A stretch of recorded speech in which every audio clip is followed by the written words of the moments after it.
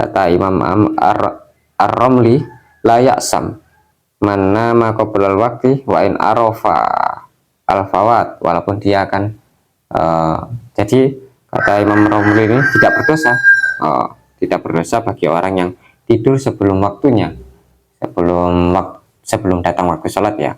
Misalkan sholat duhur nanti jam 12, kita tidur sebelum duhur, maka itu walaupun nanti ini kalau kita tidurkan ini bablas ini kalau kita tidurkan pasti bablas karena kondisi tubuh misalkan capek banget atau habis aktivitas yang membuat tubuh kita capek, terus kemudian ini kalau kita tidurkan bablas ini misalkan habis lembur malam hari terus sudah mendekati subuh, ini kalau tidurkan bablas ini pasti bablas. Nah, dalam kondisi seperti itu kata Imam Romli, layak sam, tidak berdosa karena memang belum masuk waktu. Wa in arafa al-fawat, walaupun dia akan tahu pasti akan bablas. Tapi dalam tanda kutip itu tadi yang memang menjadi tradisinya dia ya. Maksudnya bukan tradisi buruk yang semacam itu, enggak. Maksudnya karena dia kerjanya malam hari itu tadi.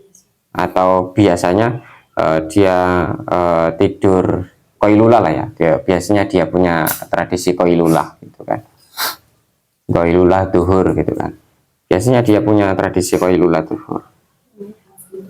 Nah ketika dia punya tradisi koilulah duhur itu kok kemudian bablas, maka layak sam. Assalamualaikum warahmatullahi wabarakatuh.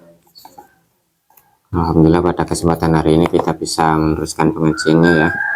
Semoga apa yang kita pelajari bisa bermanfaat untuk kehidupan kita sehari-hari.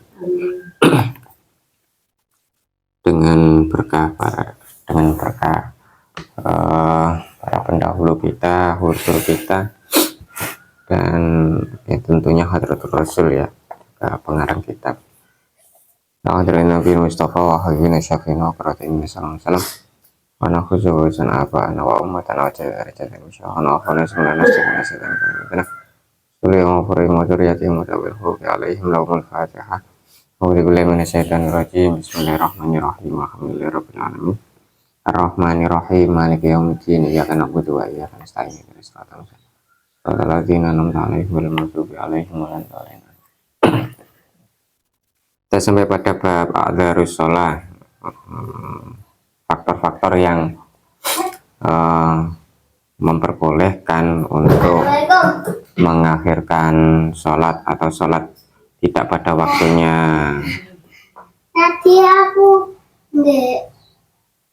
Sholat tidak pada waktunya itu ada 4 kemungkinan. Adzarus sholati arba'atun.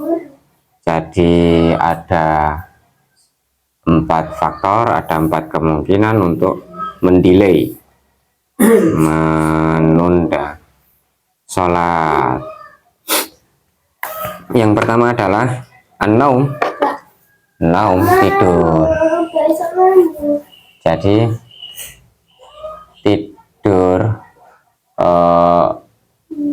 tidur itu boleh untuk apa namanya, yang menjadi salah satu udzur samawi ya. Salah satu udzur samawi kan ada udzur samawi, udzur yang tidak bisa kita sanggah. Udzur samawi itu tidak bisa kita sanggah, kayak sakit itu udzur atau faktor yang tidak bisa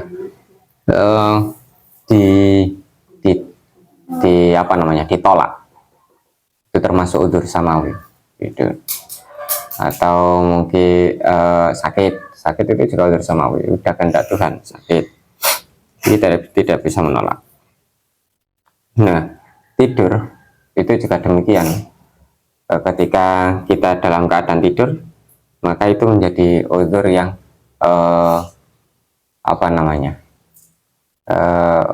yang tidak bisa sholat ya. Asalkan bukan tidurnya disengaja ya, asalkan tidurnya nggak disengaja. Udah misalkan duhurnya jam berapa ya, duhur itu jam 12 12 misalkan ya, jam 12 atau jam 12 kurang nggak sholat, yang ngobrol aja jagong. Nah giliran sudah mau masuk asar, mendekati jam 3 udah mau masuk asar, nggak sholat atau setengah 3 gitu kan, setengah 3 udah hampir habis waktunya, nggak sholat terus kemudian tidur gitu, atau jam 2 nggak sholat, belum sholat, bentar lah masih ada waktu untuk tidur gitu kan, tidur dulu. Nah itu yang baru nggak boleh. Jadi kalau memang kebablasan, tidurnya kebablasan karena mau subuh kesiangan gitu kan, ala-ala mahasiswa subuh kesiangan, ya itu menjadi uzur. Ya menjadi uzur. Tapi setelah bangun baru kena khitab sholat, setelah bangun baru kena khitab sholat. Tapi ketika tidur ya nggak ada hukumnya, orang tidur itu nggak ada hukumnya karena akalnya tidak berfungsi, nggak kena khitab akhirnya. Jadi kalau apa namanya disengaja nggak bisa. Begitu juga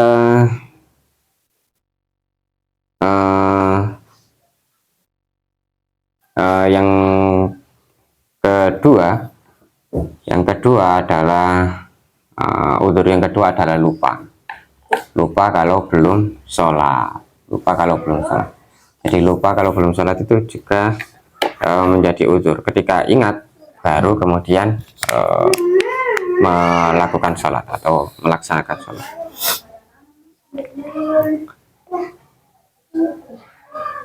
Jadi dia nggak kena waktu, apa namanya, nggak kena beban, namanya juga lupa ya. Terus udzur yang ketiga, faktor yang menjadi sholat itu tertunda adalah jamak. Duhur di jamak diakhirkan menjadi asar, atau maghrib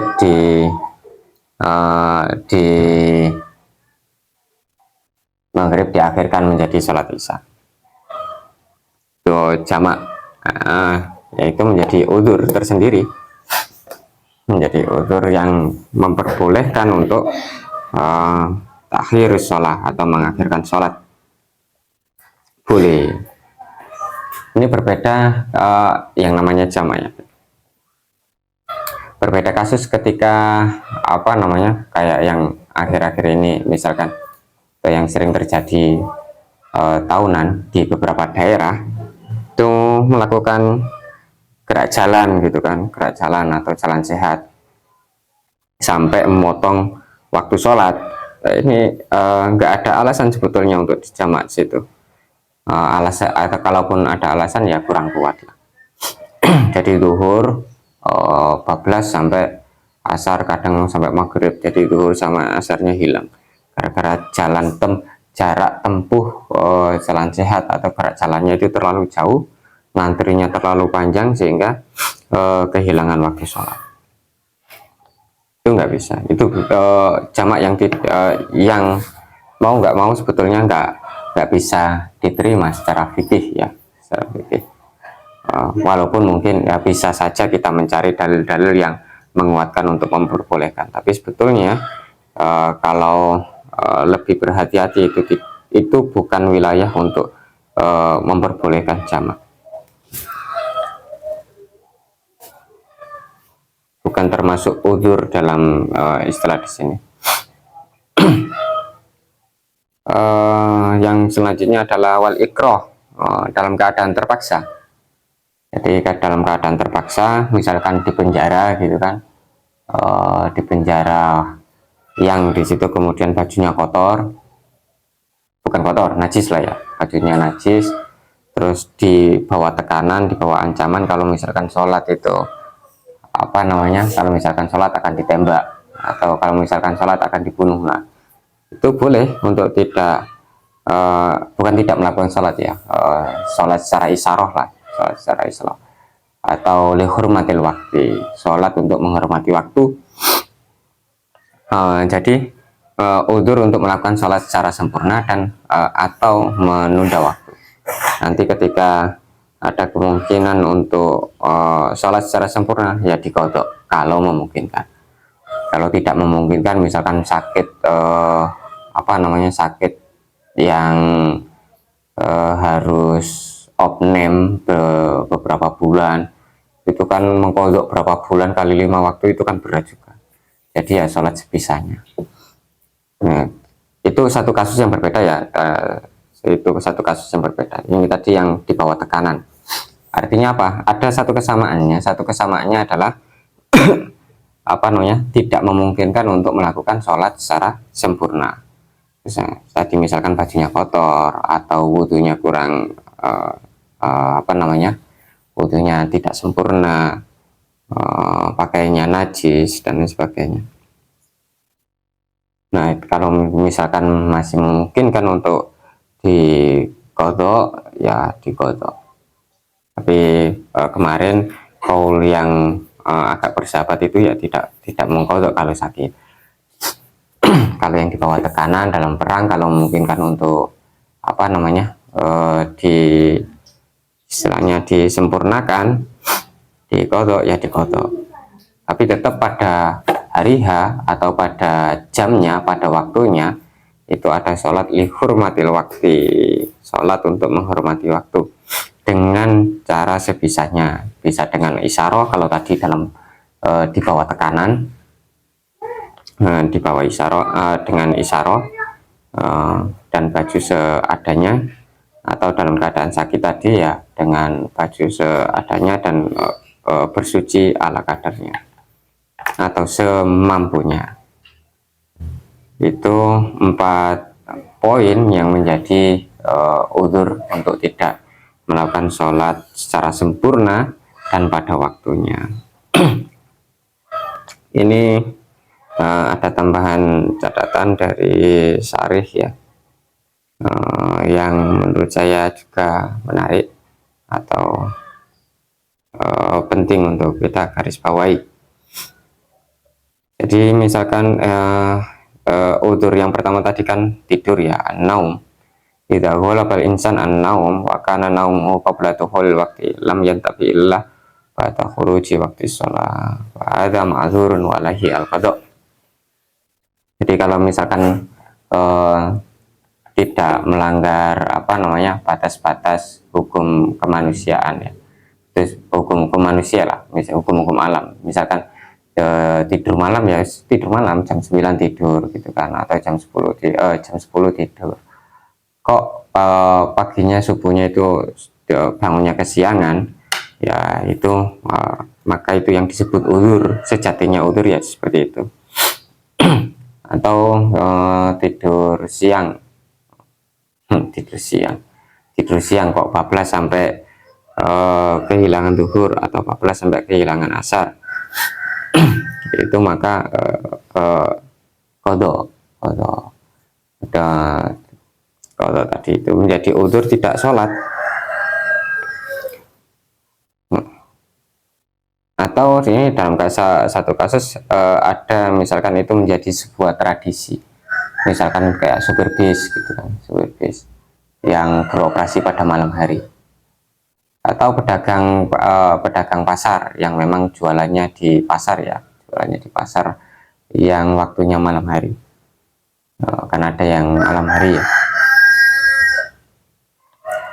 sehingga paginya itu pagi tidur malam kerja gitu kan, pagi tidur malam kerja, waktunya terbalik. Nah, bagaimana yang prosesnya seperti itu? Kalau memang sudah menjadi tradisi, kemudian bablas maksudnya waktunya sholat subuh, waktu mau sholat kok kebablasan tidur, maka itu kata Imam Ar-Ramli, la ya'sam man nama qoblal waqti wa in arafa al-fawat, walaupun dia akan jadi kata Imam Ramli ini tidak berdosa bagi orang yang tidur sebelum waktunya, sebelum datang waktu sholat ya. Misalkan sholat duhur nanti jam 12, kita tidur sebelum duhur, maka itu walaupun nanti ini kalau kita tidurkan ini bablas ini, Ini kalau kita tidur kan pasti bablas, karena kondisi tubuh misalkan capek banget atau habis aktivitas yang membuat tubuh kita capek, terus kemudian ini kalau kita tidur kan bablas ini. Habis misalkan habis lembur malam hari, terus sudah mendekati subuh, ini kalau tidur kan bablas ya, pasti bablas. Nah, dalam kondisi seperti itu kata Imam Romli, layak sam, tidak berdosa, karena memang belum masuk waktu. Wa in arafa al fawat, walaupun dia akan tahu pasti akan bablas. Tapi dalam tanda kutip itu tadi yang memang menjadi tradisinya dia ya, maksudnya bukan tradisi buruk yang semacam itu, enggak, maksudnya karena dia kerjanya malam hari itu tadi, atau biasanya dia tidur koilula lah ya, biasanya dia punya tradisi koilula gitu kan, koilula duhur gitu kan, biasanya dia punya tradisi koilula duhur. Nah, ketika dia punya tradisi koilula duhur itu, kok kemudian bablas, maka layak sam. Ini yang menarik dari catatan si Sarih ya, dari penyarahnya.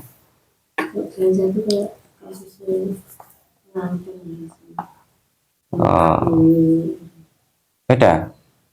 Iya, ini beda antara kasusnya jalan sehat sama pengantin ya. Kasusnya jalan sehat itu ya biasanya di make up ya, biasanya di make up acaranya duhur gitu kan, sehingga bablas sampai asar sih, terus akhirnya jama takhir. Beda-beda kasus. Itu nanti di dokter sendirilah yang. Kalau jalan sehat tadi memang bisa kita hindari ya, kalau misalkan jarak tempuhnya terlalu jauh dan meninggalkan sholat. Kalau mantenan nggak bisa dihindari,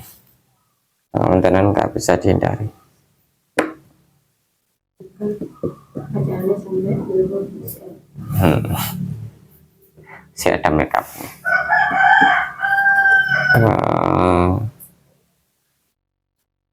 Demikian yang bisa kita kaji pada pertemuan hari ini. Akan kita lanjutkan pada bab berikutnya, insya Allah. Allah manfa'na bima 'allamtana innaka antal alimul hakim. Subhana rabbika rabbil izzati amma yasifun. Wassalamun alal mursalin walhamdulillahi rabbil alamin. Assalamualaikum warahmatullahi wabarakatuh.